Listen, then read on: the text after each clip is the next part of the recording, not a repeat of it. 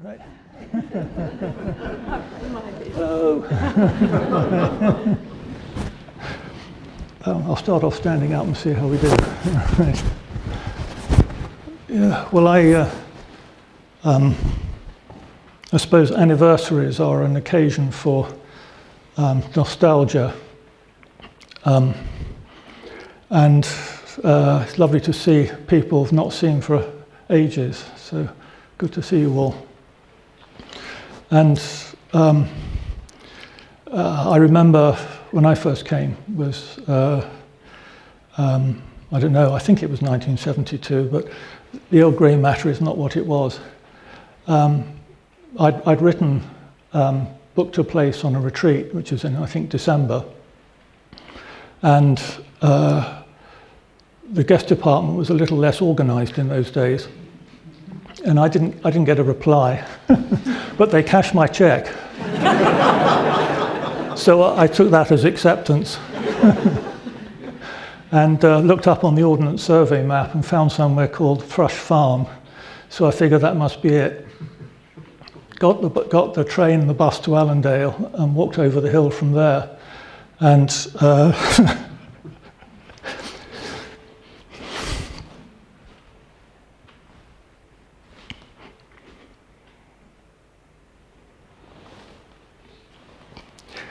don't know why that should set me off, but anyway, don't worry. Yes, and as I walked down the hill there, it was a battered red van came by, and it was Rev Mokharai, who was looking after the place at that time. He was also learning Chinese in Durham University, and anyway, he stopped and picked me up, and so I got here. Well, I suppose in truth, when I look back, it's not really a story. I can tell a story. The instance of my coming, yes, I can put that back together again in some sort of a way. But actually, it's an invention. I don't mean it didn't happen. I mean, my telling of it now is something of an invention. And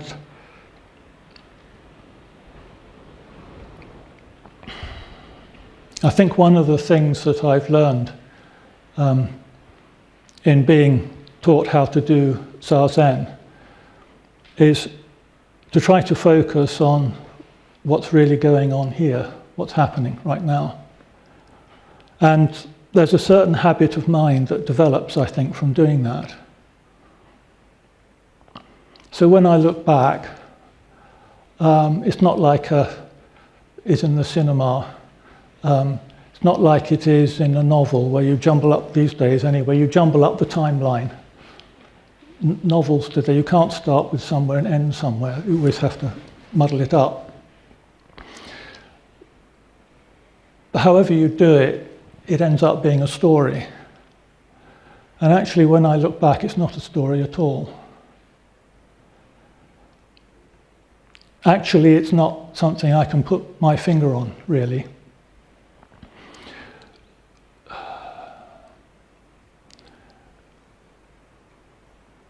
I think the first, probably it was at the first lesson, the first introduction that I had to Zazen, when I came across the words, neither trying to think nor trying not to think. And that stayed with me ever since. Well, part of the rules for meditations, I've recited it often enough. But really, to penetrate what that's about, not trying to think means not making something. Don't try not to think means whatever's there, let it alone. We don't have to push it away. We don't have to try not to think. Where does that leave you? Actually, nothing really to hold on to. when we try to think, or when we're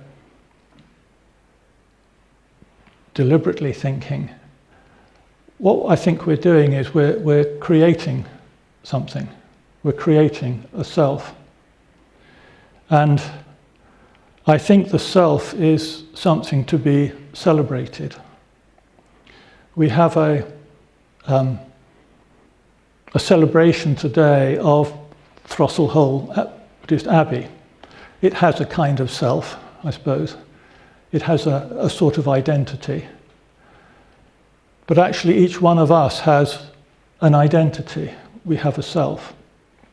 Actually, something to celebrate. We're a little bit inclined to Buddhism sometimes to say, self, ugh, Buddha nature, ah. Can we really split these up when it comes to it? When I look at this self, when I look at the memories,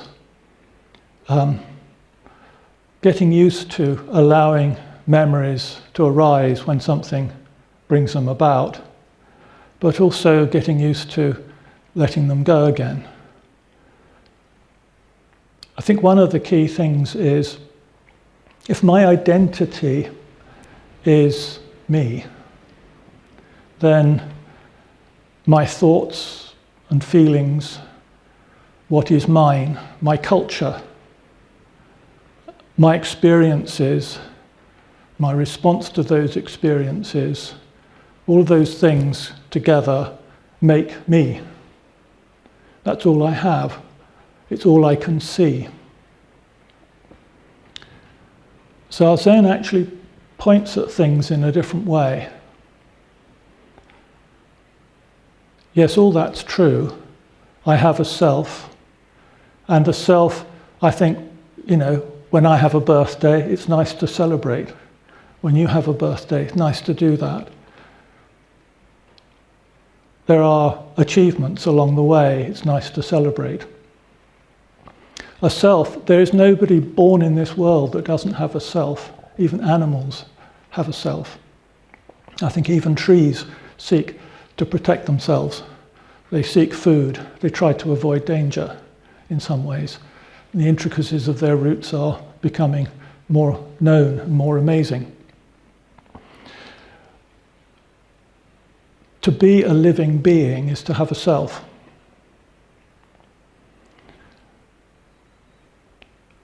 But there's more going on than that.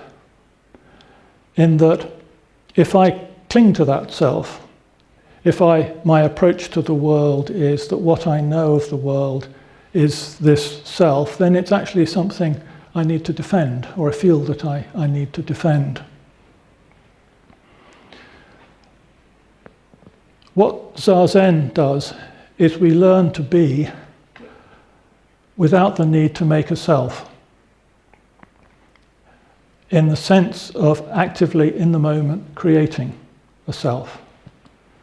And I think an awful lot of practice in Zazen is learning to recognize when the mental activity that's going on is making a self. And it's very subtle.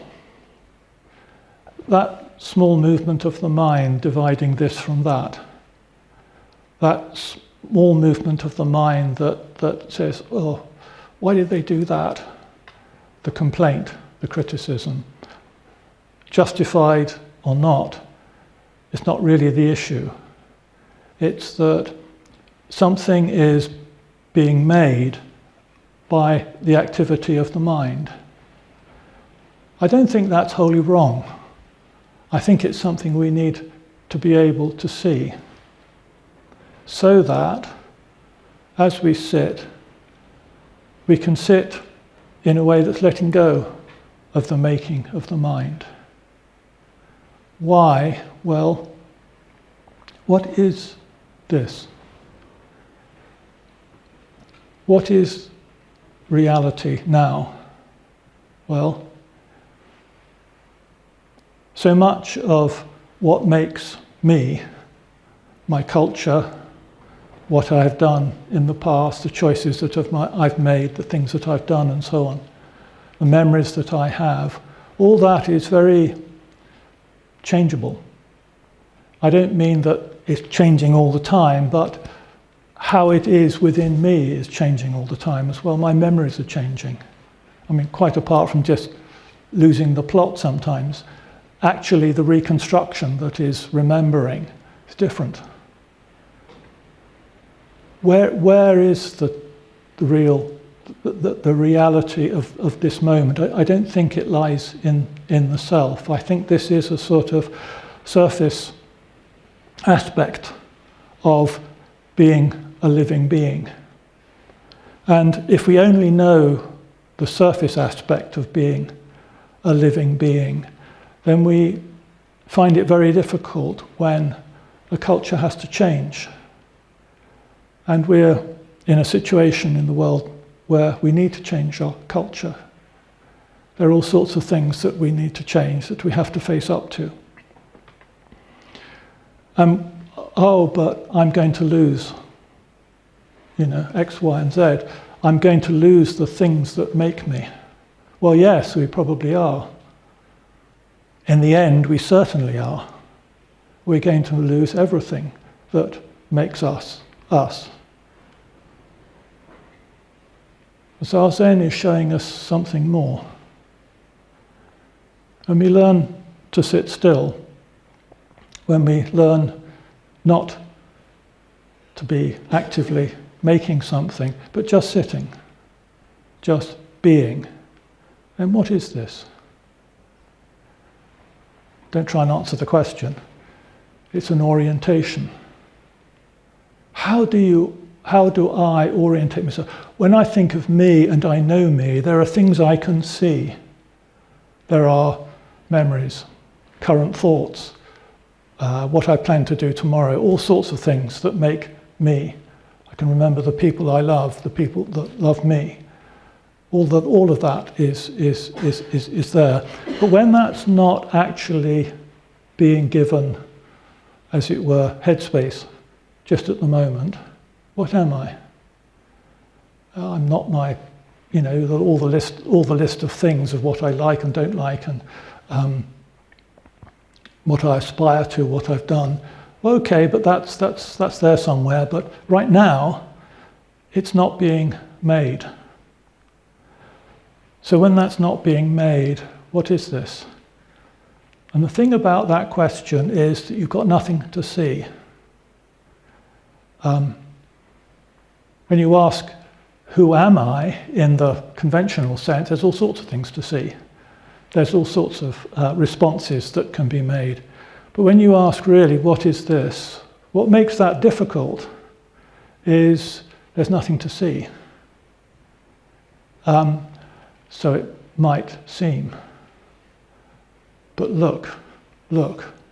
One of the things that's made a huge impact on me in the course of training is the comment by Dogen that the Zazen of an ordinary person is the same as the Zazen of a Buddha. Whoa. That means that when you are sitting there, not particularly making yourself, not particularly trying not to make yourself, this is the Zazen of a Buddha. Now, at first it was like, that'd be great if that was true. But look, there's this, there's that. There's this reason why not, that reason why not. Okay, but what's going on when we say, oh yes, but? Well, that's how we make ourselves. Just let the yes, but go. And indeed, the not making oneself is sometimes recognizing that we are making oneself. But so what? Just let it be. We have to learn to accept this as it is. And one of the things I've come to realize about acceptance is that it's really a matter of giving space. that something arises in me, and it's good or bad, right or wrong. Oh, no, away from it. Oh, yes, towards it.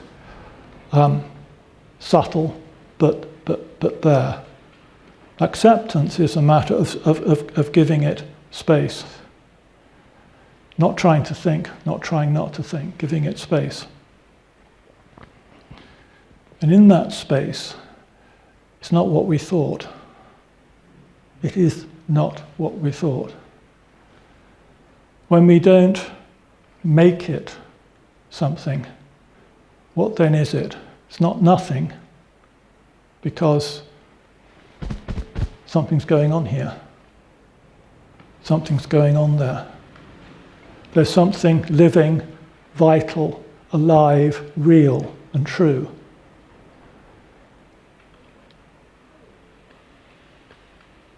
I could say it's not me, but actually, how could it not be me? But it's not mine. I can't hold it, I can't own it. I can't even see it as an object, but I can be it, because that's what I am. It's what all of existence is. Looking back kind of implies that time is, stretched out in a line in some way. And I suppose in some ways it's our culture, our mind, our habitual way of thinking that divides things up into past and future. Perhaps there's a little more to it than that as well, but that's an awfully big part of it. And in Zazen, we're not making past, we're not making future, we're not even making now. What is this? I think of it, it's like a flower opening.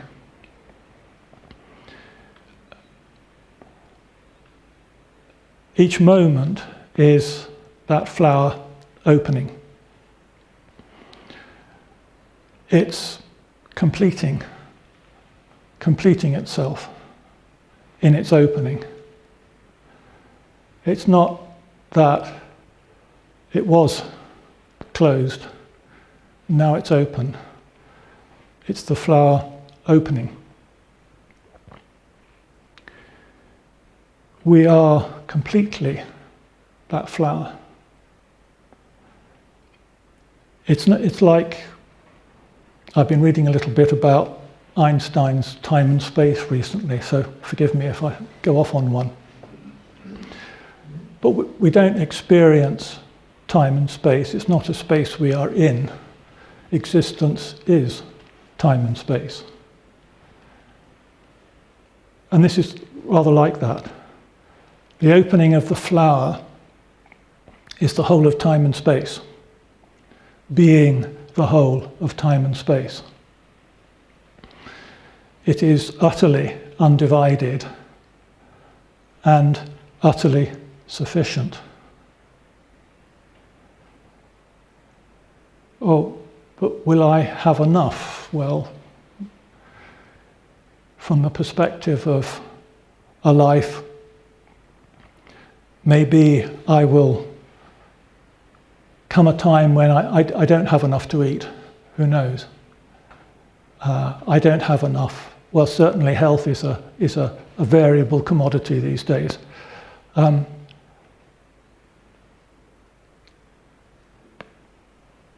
Knowing, I say knowing, but learning to trust, I suppose, in some ways, what Zazen is, doesn't really matter that much about having enough, not having enough, getting this, getting that, being given a lovely welcome or not. Yes, I am affected by what happens. I feel, actually, I think more intensely than ever before, what happens. But I think I'm not as invested in it as I used to be, in the sense that realizing that there is, in the terms of the Shishogi we've just been reading, there is Buddha nature or true nature. It puts a whole different perspective on culture, on what makes up me. In a way, because there is something so great, because there is the opening flower, and because in a way all that I am is the opening flower as well, it's not like I've got to defend it. I mean, tread on my toe and I'll push you off, okay. But I don't need to order my life in a way that's trying to hold on. And as I get older, and I don't know how long I'm going to live. None of us know that, but we all know what's coming. And for the individual, that's very hard. But one of the things Zazen gives us is something more than that. We have the chance, we have the ability to let go of all the making of a self, as one day it will go. And we have a chance now to see, to be, maybe not see in a me and it sense, but see in a being sense, an undivided sense. And that is the opening flower. I'll leave you with that.